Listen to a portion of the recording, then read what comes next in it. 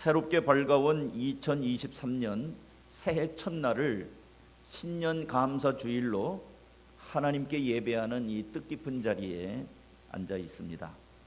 바로 몇 시간 전에 우리는 송구 영신 예배를 드리면서 새해에 이제 하나님께서 새 일을 행하시겠다, 하나님께서 선포해 주셨습니다. 그러면서 하나님께서는 이제 너희는 이전 일들, 옛날 과거를 떨쳐내고 하나님을 향한 소망과 하나님이 하신다는 하나님의 주권을 인정하며 철저하게 하나님을 향하여 맡기며 살아가자고 말씀을 드렸습니다. 이제 그에 이어서 오늘 신년 감사 예배 때 주시는 하나님의 말씀은 열매 맺는 제자가 됩시다 하는 말씀입니다. 8절 말씀입니다. 8절, 지금 읽으신 8절 말씀을 아까는 제가 읽었지만 지금은 다 같이 한 목소리로 읽겠습니다. 시작.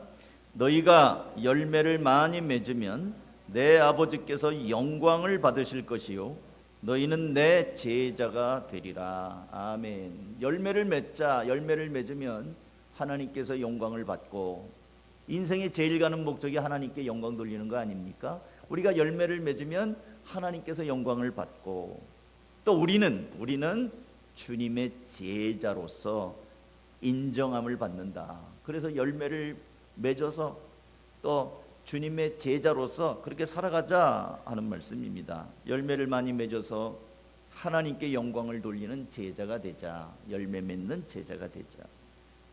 근데 이 열매를 맺는 일은 말이에요, 열매를 맺자, 열매를 많이 맺자 하고 아자 하고 구호를 외친다고 해서 열매가 맺어지는 것은 아니에요. 그러니까 열매 맺기를 원합니다, 열매 맺자 하고 외친다고 해서 열매가 맺어지는 게 아니에요. 열매를 맺기 위해서는 아주 상식적이지만 그에 상응하는 수고와 구체적인 액션이 필요해요. 열매를 맺기 위한 어떤 노력이 필요합니다. 하나님께서는 열매를 맺게 하기 위하여, 열매 맺는 제자가 되기 위하여 우리에게 요구하시는 것이 있습니다. 여러분, 이것이 오늘뿐만 아니라 2023년도를 살아가면서 여러분이 결단하는 그런 것이 되었으면 좋겠어요. 한번 따라서 할까요? 불필요한 것을 제거하라. 다시요, 우리 청소년들도 따라서 하세요. 불필요한 것을 제거하라. 열매를 맺기 위해서 하나님께서는 우리에게 불필요한 것을 제거하라고 말합니다. 1절입니다. 1절. 나는 참 포도나무여 내 아버지는 농부라. 그러면서 2절, 무릇 내게 붙어있어 열매를 맺지 아니하는 가지는 아버지께서 그것을 제거해 버리시고, 무릇 열매를 맺는 가지는 더 열매를 맺게 하려 하여 그것을 깨끗하게 하시느니라. 예수님께서는 자신을 참 포도나무로 하나님 아버지를 농부라고 비유를 하면서 열매에 관심이 있으신 하나님께서는 열매를 맺게 하기 위하여 두 가지를 하신다고 합니다. 첫째는 열매 맺지 않는 가지를 제거합니다. 제거라는 말은 영어로 cut off입니다. cut off. 많이 들어보셨죠? cut off. 더 설명할 필요가 없어요. 잘라버리는 겁니다. 쓸모없는 것들, 방해가 되는 것들, 열매를 맺는 일에 안 좋은 가지, 이런 것들은 잘라내는 거예요. 둘째는 열매를 맺는 가지는 더 열매를 맺게 하기 위하여 깨끗하게 한다. 깨끗하게 한다는 말은 손질한다는 말입니다. 푸른이라고 돼 있어요. 푸른, 손질한다. 이 포도 농사를 짓는 사람들은 해마다 이런 일을 합니다.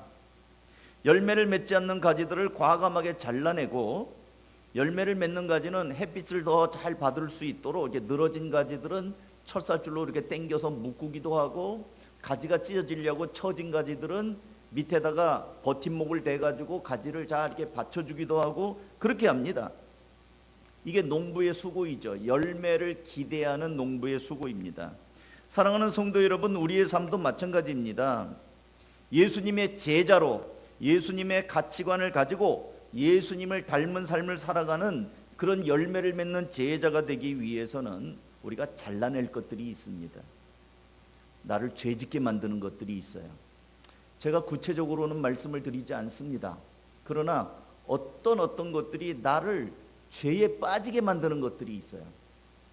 그것이 어떤 프로그램일 수도 있고요, 사람일 수도 있고요, 어떤 영상일 수도 있고요, 어떤 소리일 수도 있고요, 또 내가 좋아하는 어떤 모임일 수도 있어요.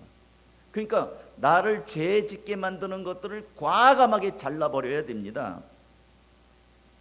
또 나를 하나님으로부터 멀어지게 만드는 것들, 그런 것들도 과감하게 정리해야 됩니다. 여러분이 열매를 맺기를 원한다면 그 작업을 해야 돼요. 나로 하여금 하나님의 말씀을 읽지 못하게 만들고, 기도하지 못하게 만들고, 다른 데로 내 시간을 다 빼앗아 버리는 것들, 그런 것들을 이제는 정리하셔야 됩니다. 분명한 우선순위를 결정하시기 바랍니다. 여러분의 삶을 깨끗하게 거룩하게 하시기를 바랍니다. 그래서 하나님이 기뻐하시는 열매들을 맺기 위한 결단을 이제 하셔야 되는 것입니다. 사랑하는 성도 여러분, 뿐만 아니라 이것들이 쉽지 않아요. 여러분 치과에 가보신 분들이 있으시죠? 치석 제거해 보신 분들이 있어요? 1년에 한 번씩 치석 제거하잖아요. 그것 떼내야 됩니다. 치석을 제거하지 않으면 잇몸이 병들고 나중에 이가 빠져요. 근데 그거 떼내는 게 어찌나 아픈지 몰라요. 소리도 자꾸 기계음직하는 소리도 듣기가 싫고, 그거 하다 보면 시큰시큰하고 이를 다 갈아내는 것 같은 느낌이 들기도 하고 피도 나고. 제거해야 돼요. 그래야지 여러분이 이가 살아요. 어떤 좋지 않은 습관들도 마찬가지입니다. 그거 버리는 거 있죠? 굉장히 힘들어요. 안 떨어져 나갑니다. 지긋지긋하게 안 떨어져 나가요. 그거 작심삼일이 될지라도 3일에 한 번씩이라도 자꾸 작정을 해가지고 과감하게 잘라내야 됩니다. 하나님 앞에서 나를 죄짓게 하는 것들 잘라내야 돼요. 그래야 여러분이 살 것입니다. 금년 한 해 열매를 맺기 위하여 불필요한 것들을 잘라내라. 죄짓게 만드는 것들, 좋지 않은 습관들, 이런 것들을 정리해야 됩니다. 두 번째로는 또 따라서 합니다. 예수님께 붙어 있으라. 한번 따라서 하세요. 제가 따라서 하라는 거는 여러분을 뭐 어린아이 취급하는 게 아니라 따라서 한 것이 기억이 나요. 자, 아까는 불필요한 것을 잘라버리라고 했어요. 이번에는 다시 따라서 합니다. 예수님께 붙어 있으라. 우리 4절 말씀 다 같이 읽습니다. 4절 시작. 내 안에 거하라. 나도 너희 안에 거하리라. 가지가 포도나무에 붙어 있지 아니하면 스스로 열매를 맺을 수 없음 같이 너희도 내 안에 있지 아니하면 그러하리라. 이 내 안에 거하라는 말은 내 안에 머물러 있어라, 내게 꼭 붙어 있어라 라는 말입니다. 가지가 원줄기에 붙어 있어야 뿌리로부터 진액을 공급을 받고 열매를 맺죠. 마찬가지로 예수님 닮은 제자의 삶, 열매 맺는 제자의 삶을 살기 위해서는 우리는 날마다 풍성하신 주님에게 붙어 있어야 됩니다. 반대로 가지가 줄기에 붙어 있지 않으면 어떻게 될까요? 본문 말씀에 언급한 것처럼 붙어 있지 않으면 열매를 맺지 못합니다. 5절 6절의 말씀에 보면 열매를 맺지 못하는 정도가 아니라 밖에 던져져 불에 던져 설라지는 아주 쓸모없어져 버린다는 것입니다. 그러므로 열매를 맺는 제자의 삶은 참 포도나무 대신 예수님에게 꼭 붙어 있어야 되는 거예요. 제가 읽어드릴게요. 5절 6절을 좀 쉽게 세번역으로 읽어드릴게요. 나는 포도나무여 너희는 가지이다. 사람이 내 안에 머물러 있고 내가 그 안에 머물러 있으면 그는 많은 열매를 맺는다. 너희는 나를 떠나서는 아무것도 할 수 없다.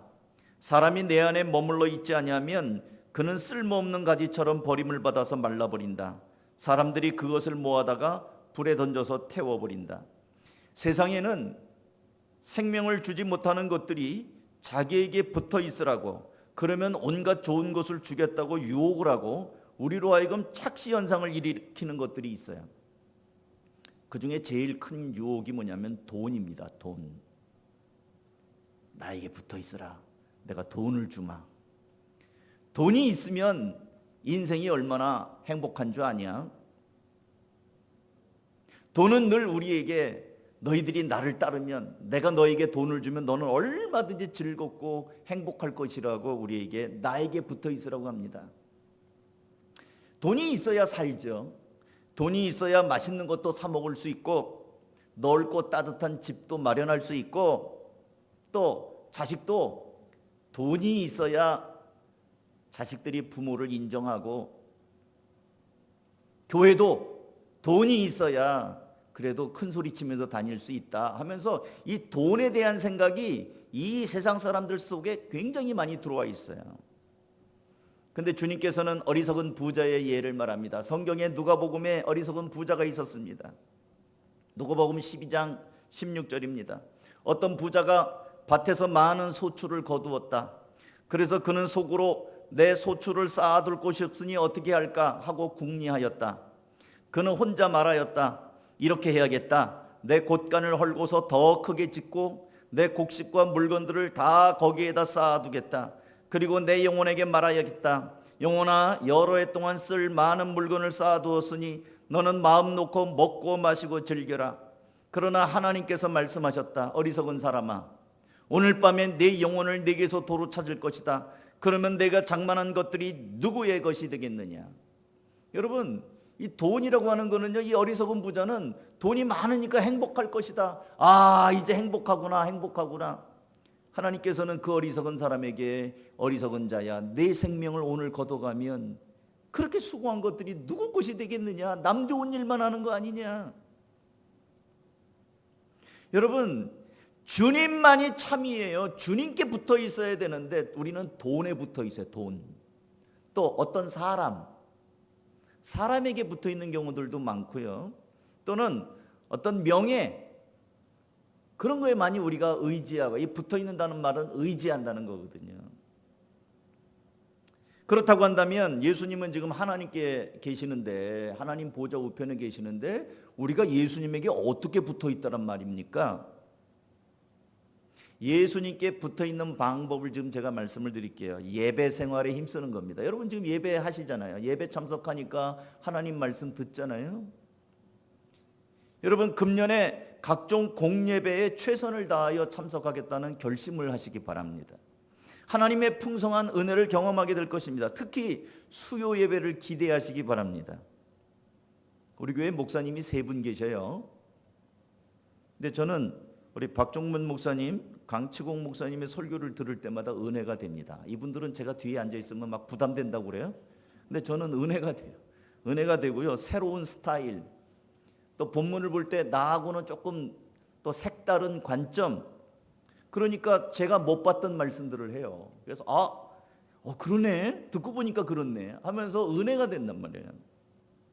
그러면서 제 마음에 또 무슨 마음이 드냐면, 이렇게 둘러보니까 이 말씀은 누가 들었으면 참 좋았을 텐데, 근데 그분이 없네요. 여러분 참 이 귀한 설교 말씀들을 좀 더 많은 분들이 들었으면 좋겠다 하는 안타까움이 있어요. 수요 예배 진짠가 아닌가 와서 일단 한번 맛을 보시기 바랍니다. 너무 귀한 말씀이에요. 주일 예배는 영상으로 찍어서 올라가는데 수요 예배는 영상으로 안 찍습니다. 재방송 없어요.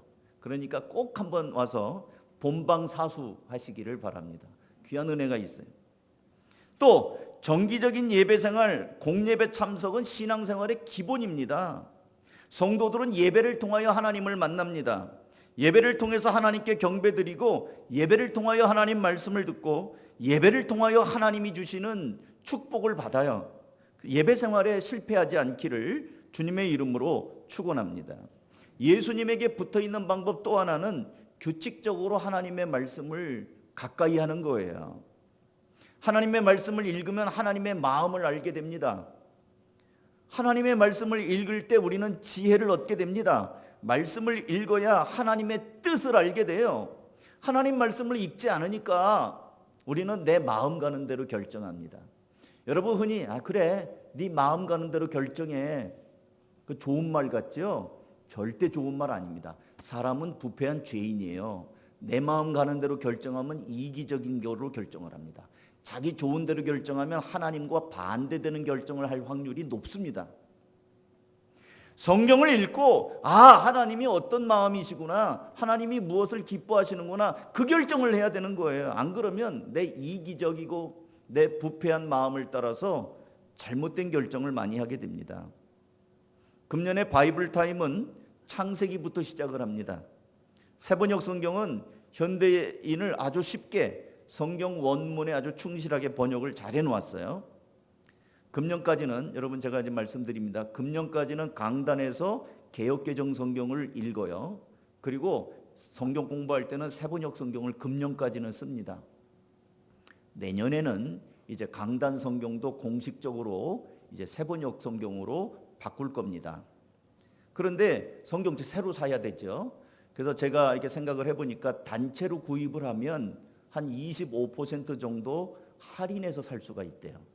여러분 시중에서 사면 10%밖에 안 깎아줘요.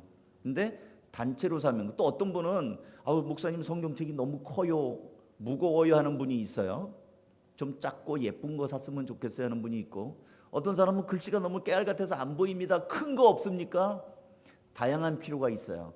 그래서 한꺼번에 똑같은 걸 하지 않고 제가 그 성경 파는 데다가 문의를 해서 다양한 사이즈, 가격은 얼마고 얼마에 살 수 있는지를 한번 게시를 하겠습니다. 그래서 여러분이 원하는 데를 찍어요. 그래가지고 단체 구입을 하면 좋은 가격에 살 수가 있습니다. 제가 거기서 받은 거 하나도 없습니다. 뭐 광고해주면 얼마 띄워준다, 그거 없어요. 여러분이 하나님의 말씀을 좀 더 가까이 하기 위하여 이미 구입한 분은 됐고요. 성경책 하나 사야 되겠다는 분 조금만 기다리세요. 그러면 할인된 가격으로 할 수 있도록. 그리고 성경 경시도에 참석하세요. 그러면 또 성경책을 거기서 선물로 주는 것도 있습니다. 마지막입니다. 그러니까 첫 번째는 불필요한 것을 제거하라. 두 번째는 예수님에게 꽉 붙어 있어라. 열매를 맺으려니까. 세 번째는 따라서 합니다.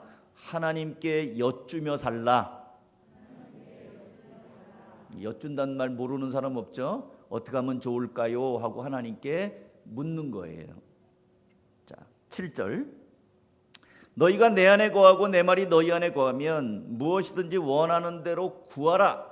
그리하면 이루리라. 너희가 열매를 많이 맺으면 내 아버지께서 영광을 받으실 것이요 너희는 내 제자가 되리라. 여기서 무엇이든지 원하는 대로 구하라. 우리 한국교회 성도들은 이 구하라를 무엇이든지 원하는 대로 달래라, 구하라는 말을 요구하는 걸로 많이 배웠어요.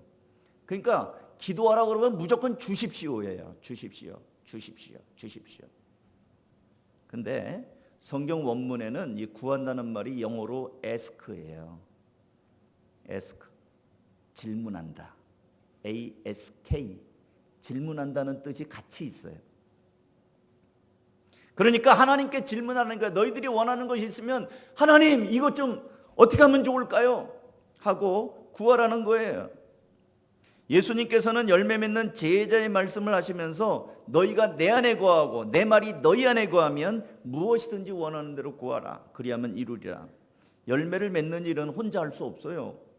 나의 능력만 갖고는 열매를 맺을 수 없습니다. 따라서 하나님께 끊임없이 어떻게 하면 좋을지를 여쭈어야 되는. 여러분 사무엘상에서 이제 다음 주에 바이블 성경 경시대를 하는데 계속 보시면 다윗은 계속해서 하나님께 여쭙니다. 하나님 올라갈까요? 저들을 나에게 붙이시겠습니까? 저 블레셋 사람들에게 내가 어떻게 할까요? 이렇게 할까요? 어떻게 하면 좋을까요? 그럼 하나님이 그 말을 다윗이 질문할 때마다 올라가거라. 내가 붙여주겠다. 넌 매복하거라. 어떻게 하겠다. 계속 다윗의 질문에 대답을 하시는 것을 보게 됩니다. 이미 여러분은 송구영신 예배 때 하나님께서 금년에 여러분의 삶에 엄청난 일을 내가 하겠다고 말씀하신 것 들으셨습니다. 그렇다고 한다면 우리는 당연히 하나님께서 어떻게 하실 것인지, 그리고 나는 또 어떻게 해야 될지를 여쭈어야 되지 않겠어요? 사람의 마음을 상하고 신뢰감을 깨뜨리는 것 중에 하나가 묻지 않고 일을 저지르는 겁니다. 부모 자식 간에도 자녀가 부모님에게 여쭙지 않고 뭔가를 덜컥 저지르는 거예요. 차를 샀는데 덜컥 사갖고 왔어요. 이거 뭐야? 왜 네 멋대로 이거 할부금만 56개월 넣어야 된대, 60개월 넣어야 된대. 네가 무슨 돈이 있어? 내 선배 형이 뭐 좋은 조건으로 그냥 사버려요. 그럼 그 부모 마음이 어떻겠습니까? 왜 너는 아빠 엄마한테 한마디도 상의하지 않고 네 멋대로 그렇게 하냐? 마음이 상해요. 그러면서 자식한테 무시받은 느낌이 듭니다. 부부간에도 마찬가지예요. 부부간에도 남자들 특히 조심하세요. 남편이 아내에게 아무것도 의논하지 않고 자동차를 덜컥 구입한다든지 어떤 부동산을 덜컥 계약서에 인감도장을 찍는다든지 한번 상상해 보세요. 우리 성도들이 그랬던 얘기 아니라 제가 설교를 하기 위해서 만든 얘기예요. 만약에 그런 일이 벌어졌다고 생각해 보세요. 그 사람 사랑하니까 괜찮죠? 사랑하는 남편이 사랑하는 아내가 뭐 그랬는데 뭐 괜찮아 그렇게 넘어갈 사람이 있어요? 아니 나한테 좀 의논 좀 하지. 마음이 상하고 실망스럽지 않겠습니까? 무시받는 느낌 들지 않아요? 이런 일이 한두 번도 아니고 매번 그런다고 생각해 보세요. 매번 일을 그렇게 저질러. 그러면 아내나 남편 매우 속상하고 실망스럽고 신뢰감이 깨지고 금가버립니다. 부모 자식 간에도 마찬가지고요. 성도 간에도 마찬가지입니다. 하나님도 마찬가지입니다. 너희가 내 안에 거하고 내 말이 너희 안에 거하면 이 말씀이 거한다는 거잖아요. 말씀. 하나님 말씀 가까이 하라고 그랬잖아요.